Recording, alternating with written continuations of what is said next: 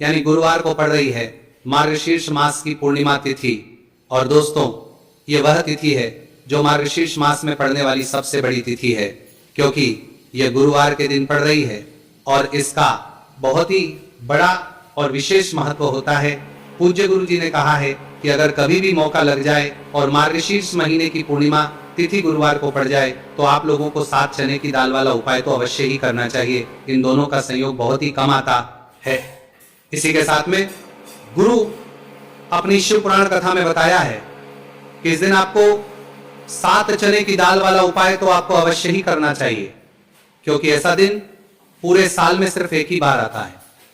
और दोस्तों, आप सभी लोग जानते हो कि गुरुवार पूर्णिमा तिथि का अगर सबसे बड़ा कोई उपाय है तो वह 7 चने की दाल वाला उपाय है। तो दोस्तों, गुरुवार पूर्णिमा तिथि के दिन आप लोगों को इस 7 चने की दाल वाला उपाय को जरूर करना है। बहुत लोग होंगे जिन लोगों ने इस उपाय को ना किया हो, मतलब पूरा साल निकल गया, उन्होंने किसी भी दिन इस 7 चने की दाल वाला उपाय को ना किया हो। पर दोस्तों, आपके पास एक आखिरी मौका बचा हुआ है, जो कि 4 दिसंबर गुरुवार पूर्णिमा तिथि के दिन है। इस दिन आप लोगों को इस वाले उपाय को जरूर कर लेना है। भले ही आपने पूरे महीने भर इस उपाय को ना किया हो, पर अगर आपने इस मार्गशीर्ष महीने के गुरुवार पूर्णिमा तिथि के दिन अगर इस वाले उपाय को कर लिया तो आपको इस उपाय को करने का वह फल मिलेगा जिसकी आपने कभी कल्पना भी नहीं करी होगी। इसीलिए आप लोग इस वाले उपाय को एक बार जरूर कर लेना है, ताकि आप लोगों के हाथ से यह मौका ना जा सके और आपको इस उपाय को करने का फल मिल सके। दोस्तों, यह उपाय पंडित जी ने अपनी अभी की ही श्री शिव महापुराण की कथा में बताया है। जी, इस उपाय को आज हम आपको बहुत अच्छे से समझाने वाले हैं।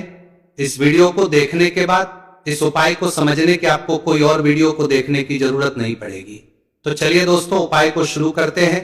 देखिए, यह इस मार्गशीर्ष महीने के गुरुवार पूर्णिमा तिथि के दिन यह इतना खास होता है, इतना महत्वपूर्ण होता है। देखा गया है कभी कभी बड़े बड़े पूजा पाठ अनुष्ठान से जो मनोकामना पूर्ण नहीं होते, वह मार्गशीर्ष महीने की गुरुवार पूर्णिमा तिथि के दिन एक छोटे से उपाय करने से ही आपकी मनोकामना पूर्ण हो जाती है। और बहुत सारे ने इस उपाय को किया भी है और उनको इस उपाय को करने का फल भी जरूर मिला है। अगर आप लोग भी इस उपाय को करना चाहते हैं तो आप इस उपाय को पहले अच्छे से समझ लेना, सुन लेना, उसके बाद करना। आपको इस उपाय का फल जरूर मिलेगा और इस उपाय को कर लेने से आपके घर में चाहे किसी भी प्रकार की दुख और समस्या क्यों ना चल रही हो, आपको उसका कारण भी नहीं पता है कि भाई यह समस्या किस कारण से चल रही है, उसका कुछ भी कारण हो सकता है। जैसे पितृदोष हो सकता है या किसी भी तरह का मंगल दोष भी सकता है। तो इस दिन आप लोगों को यह वाला उपाय कर लेना है। यह एक ऐसा उपाय है जिस उपाय को अगर किसी विशेष दिन पर किया जाए तो भाई उस विशेष दिन का जो है वह तो हमें मिलता ही मिलता है, पर हमने उस दिन पर इस उपाय को किया है तो हमें उससे भी बड़ा फल मिलता है और फल बहुत जल्दी मिलता है, क्योंकि आप इस उपाय को बहुत ही बड़े और विशेष दिन पर कर रहे हो। तो चलिए अब उपाय के बारे में बात करते हैं, लेकिन उससे पहले आप लोगों को यह जानना आवश्यक है कि आखिर यह उपाय किस समय करना है, किसको करना है और कैसे करना है। तो चलिए हम आगे आपको वीडियो में एक एक करके बता देते हैं। लेकिन उससे पहले अगर आप लोग हमारे चैनल पर पहली बार आए हैं या फिर मेरी आवाज आज पहली बार सुन रहे हैं तो हमारे चैनल को सब्सक्राइब जरूर कर लेना और इस वीडियो को लाइक करके कमेंट बॉक्स में श्री शिवाय नमस्तुभयम ओम नमः शिवाय जरूर टाइप कर देना। तो दोस्तों, इस 7 चने की वाला उपाय को हमें इस गुरुवार पूर्णिमा तिथि के दिन कैसे करना है, किसको करना है, किस समय करना है और कहां पर करना है, ये सारे सवालों के जवाब आपको इस वीडियो में मिल जाएंगे। और जो ये वीडियो देखेगा भाई, उसको 7 चने की दाल वाला उपाय जरूर देने का करना चाहिए, क्योंकि इस दिन एक चने की दाल का भी बहुत ही बड़ा और विशेष महत्व होता है। और जब बात आ जाए 7 चने की दाल वाला उपाय की, तो ये सोने पे सुहागा वाली बात हो जाती है और ये एक बहुत ही बड़ा उपाय हो जाता है। बात इस दिन इस गुरुवार पूर्णिमा तिथि का। तो अब दोस्तों, इस 7 चने की दाल वाला उपाय को आखिर करना किसको है, सबसे पहले हम लोग वो बात जान लेते हैं। तो देखो, घर की जो बड़ी माताएं बहनें होती हैं, उन माताओं बहनों में से कोई भी एक बड़ी माता बहन इस वाले उपाय को कर सकती है। और दोस्तों, अगर आप चाहें तो अपने घर में से सभी सदस्यों को भी इस उपाय को करवा सकते हैं। अगर किसी व्यक्ति की खुद की कोई मनोकामना है, खुद की कोई दुख और है जो कि वो अपने लिए ही करना चाहता है, इस वाले उपाय को तो वो खुद अपने लिए भी कर सकता है। बाकी अगर कोई घर में से ऐसा है जो कि अपने पूरे घर परिवार की सुख और शांति के लिए यह वाला उपाय करना चाहता है, तो भाई वो भी कर सकता है, उसमें भी कोई दिक्कत वाली बात नहीं है। कहने का मतलब यह है कि इस उपाय को हर एक सदस्य भी कर सकता है और पूरे घर परिवार के सदस्य के लिए, घर की बड़ी माताओं बहनों में से कोई एक माता बहन भी कर सकती है।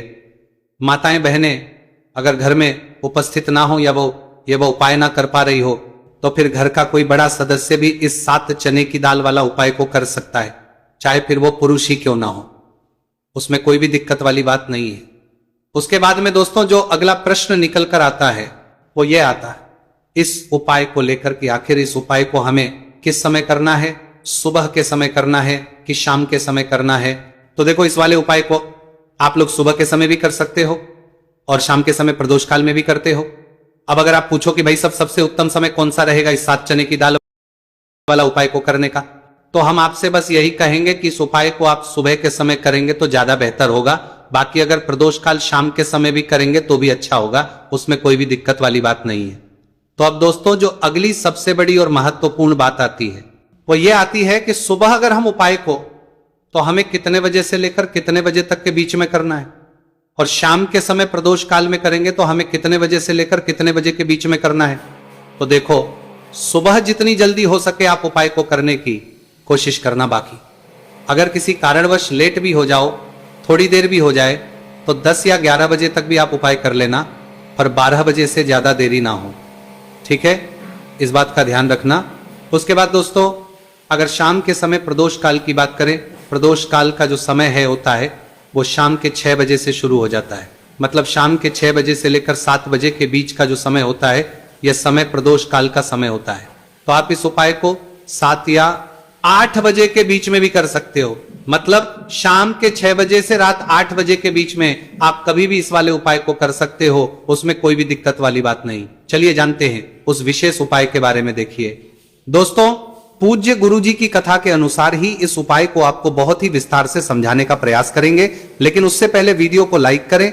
देखिए, इस वीडियो में हम पूज्य गुरुजी द्वारा बताए गए 3 सबसे अचूक उपायों के बारे में जानेंगे, जो आपको सिर्फ और सिर्फ गुरुवार की सप्तमी की तिथि पर ही करने हैं। पूज्य गुरुजी ने बताया है कि जो भी व्यक्ति इन उपायों को कर लेता है उसके जीवन से समस्त परेशानियां दूर हो जाती हैं। तो चलिए जानते हैं गुरुजी द्वारा बताए गए पहले खास उपाय के बारे में। देखिए, गुरुजी ने बताए हैं कि गुरुवार के दिन किया जाने वाला यह उपाय सबसे सर्वश्रेष्ठ है।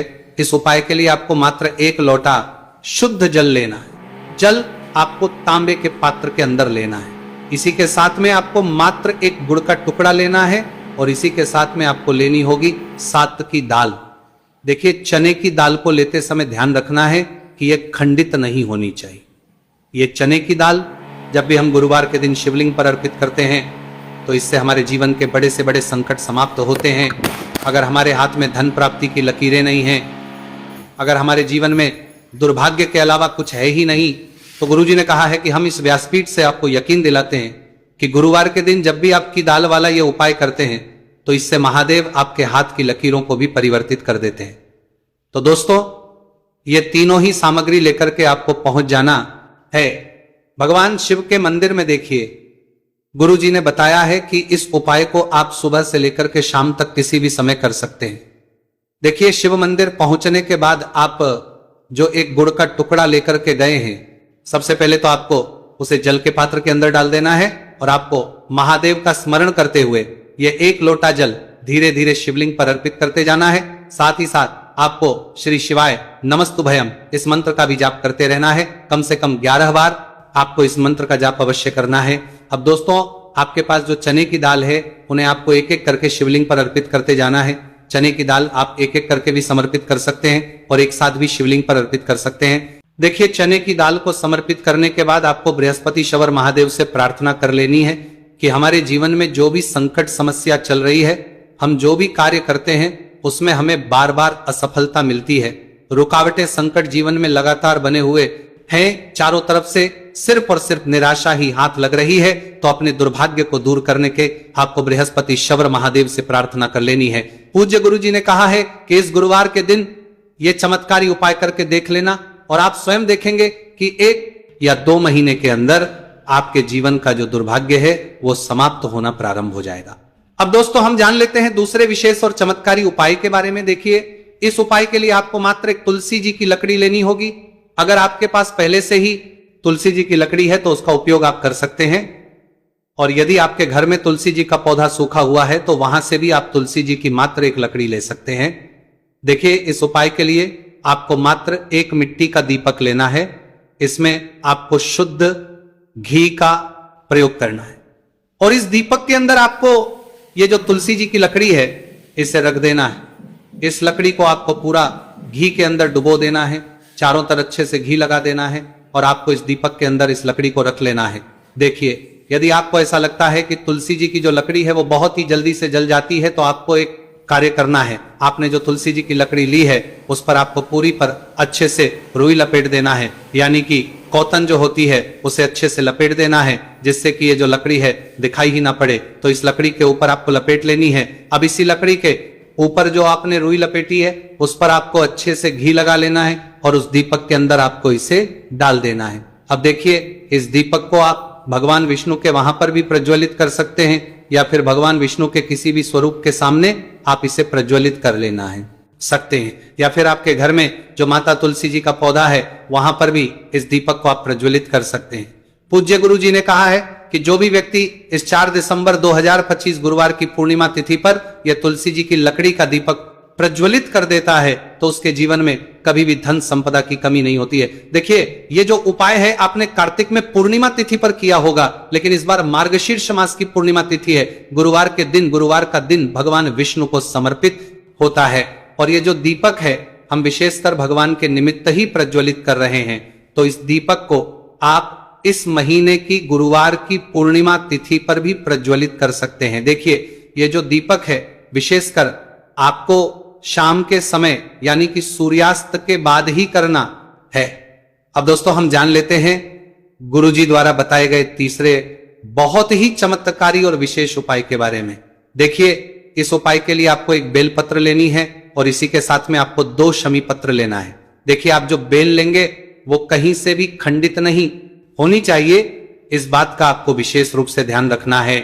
देखिए, मान लीजिए कि यदि आपके पास बेलपत्र नहीं है तो आप भगवान शिव के शिवलिंग पर चढ़ी हुई बेलपत्र को पुनः शुद्ध जल से धोकर के उसका उपयोग भी कर सकते हैं। इसी के साथ में आपको मात्र थोड़ा सा लाल चंदन लेना होगा। देखिए, सभी सामग्री लेकर के अब आपको पहुंच जाना होगा भगवान शिव के मंदिर में। देखिए, भगवान शिव के मंदिर में पहुंचने के बाद आपके पास जो एक बेलपत्र है उसकी चिकनी साइड में आपको देखिए, आप सभी को पता है कि बेलपत्र में 3 पत्तियां होती हैं। तो बेलपत्र की जो ऊपर वाली बड़ी पत्ती होती है और नीचे वाली जो 2 छोटी पत्तियां होती हैं उसकी चिकनी साइड पर आपको, यानी कि जो छोटी पत्तियां होती हैं वहां पर आपको एकाएक शमी पत्र जो आप लेकर आए हैं उन्हें छोटी पत्तियों के ऊपर रख देना और इन्हीं शमी पत्र के ऊपर आपको लाल चंदन की एक बिंदी लगा देनी है। अब आपको ये जो बेलपत्र है इसी छोटी पत्तियां होती हैं प्रकार से शिवलिंग पर अर्पित कर देनी है। लेकिन आपको बेलपत्र को समर्पित करते समय गतिमान का नाम लेना है। देखिए, गतिमान जो है वो हनुमान जी के छोटे भाई हैं और पूज्य गुरु जी ने बताया है कि गतिमान का नाम लेकर ही आपको यह उपाय करना है, क्योंकि आपके शरीर के जो भी रोग हैं उन्हें भगवान गतिमान दूर करने वाले। इस उपाय को करने के बाद आपकी जो भारी से भारी बीमारी है वो भी भगवान गतिमान की कृपा से दूर होने वाली है। देखिए, बेलपत्र की 2 छोटी पत्तियों पर आपने एक शमी पत्र रखा, उनके ऊपर आपने एक लाल बिंदी लगाई हुई है चंदन की। तो इसी प्रकार से आपको यह बेलपत्र शिवलिंग पर अर्पित कर देना है। भगवान गतिमान का स्मरण करते हुए, गतिमान भगवान का स्मरण करते हुए आपके शरीर में या फिर आपके घर किसी भी सदस्य के शरीर में जो भी रोग हैं उस रोग को दूर करने के लिए आपको भगवान से प्रार्थना कर लेनी है और फिर आपको वापस अपने घर आ जाना है। देखिए, इस उपाय के लिए गुरुजी ने कोई भी निश्चित दिन निश्चित समय नहीं बताया है, तो इस उपाय को आप किसी भी दिन कर सकते हैं। आप लगातार इस उपाय को किसी भी दिन कर सकते हैं और हफ्ते में केवल 1 दिन भी कर सकते हैं। गुरुजी ने कहा है कि यदि आपकी सल्लो पुरानी बीमारी है वो भी भगवान गतिमान की कृपा से दूर हो जाएगी। तो दोस्तों, इस प्रकार से आज के इस वीडियो में हमने आपको गुरुवार की इस पूर्णिमा तिथि पर किए जाने वाले 3 बहुत ही चमत्कारी उपाय बताए हैं। जो भी आपके लिए उचित है, सरल है, उसे आप कर सकते हैं। तो दोस्तों ये थे पूज्य गुरु जी द्वारा बताए गए कुछ बहुत ही खास उपाय। अगर आपको जानकारी अच्छी लगी हो तो वीडियो लाइक करिएगा। मिलते हैं फिर